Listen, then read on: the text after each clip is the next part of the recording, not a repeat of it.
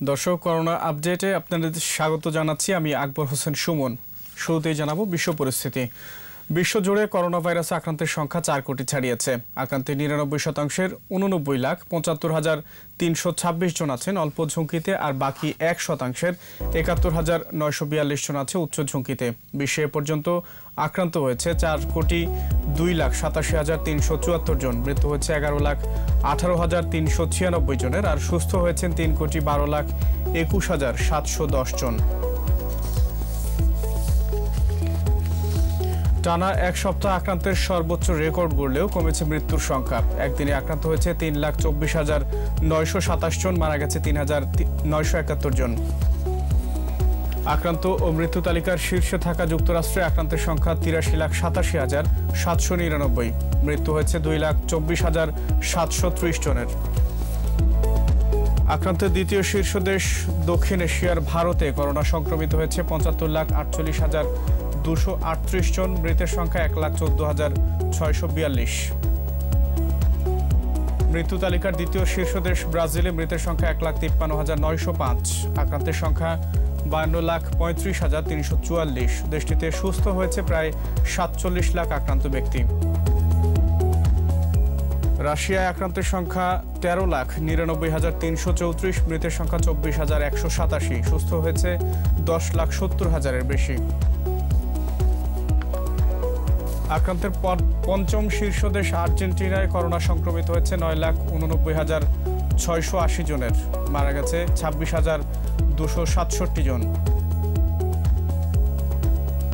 Spain নেমেছে ষষ্ঠ অবস্থানে। দেশটিতে আক্রান্তের সংখ্যা 9,82,723। মারা গেছে 33,775 জন। কলম্বিয়ায় কোভিড-19 রোগীর সংখ্যা 9,59,572। মৃত্যু হয়েছে 28,970 জনের।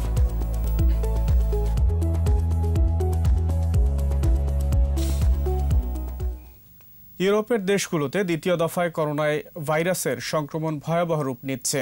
সংবাদ মাধ্যমের জরিপ বলছে এরই মধ্যে 2.5 লাখ ছাড়িয়েছে মৃতের সংখ্যা। ইউরোপের সবগুলো দেশেই বিধিনিষেধ আরোপ সত্ত্বেও বাড়ছে সংক্রমণ। ইতালিতে দৈনিক আক্রান্ত হচ্ছে 11,000-এর বেশি মানুষ। যুক্তরাজ্যে এই সংখ্যা প্রায় 17,000। এ অবস্থায় পরিস্থিতি মোকাবেলায় ইতালিকে মাস্ক ব্যবহার বাধ্যতামূলক সহ নতুন করে কড়াকড়ি আরোপ করেছে সরকার। রাত 9টার পর জারি হচ্ছে কারফিউ। এদিকে সুইজারল্যান্ডেও বেড়েছে সংক্রমণ। বিশেষজ্ঞরা বলছেন, প্রথম দফায় যেসব দেশ করোনা মোকাবেলায় সফল হয়েছিল, এবার ওই সব দেশেও পরিস্থিতি বিপর্যস্ত রূপ নিয়েছে।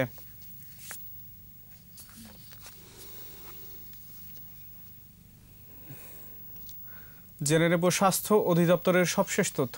রোববার কোভিড-19-এ দেশে আরও 14 জনের মৃত্যু হয়েছে। প্রায় 5.5 মাস পর সবচেয়ে কম মৃত্যুর রেকর্ড। মৃতের সংখ্যা বেড়ে 5,660।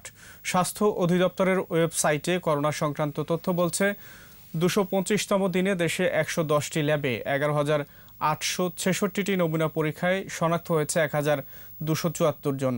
শনাক্তের সংখ্যা বেড়ে 3,88,569। নতুন 1,674 জন সহ এ পর্যন্ত সুস্থ হয়েছে 3,03,972 জন। সবচেয়ে বেশি মৃত্যু ঢাকা বিভাগে 2,895। এর পরের অবস্থান চট্টগ্রাম বিভাগে, মারা গেছে 1,134 জন। দর্শক, এই ছিল এ পর্যন্ত। নতুন তথ্য নিয়ে আবারও ফিরব বিকেল 4টায়। দেখার আমন্ত্রণ। স্বাস্থ্যবিধি মেনে চলুন, 21-এর সাথেই থাকুন।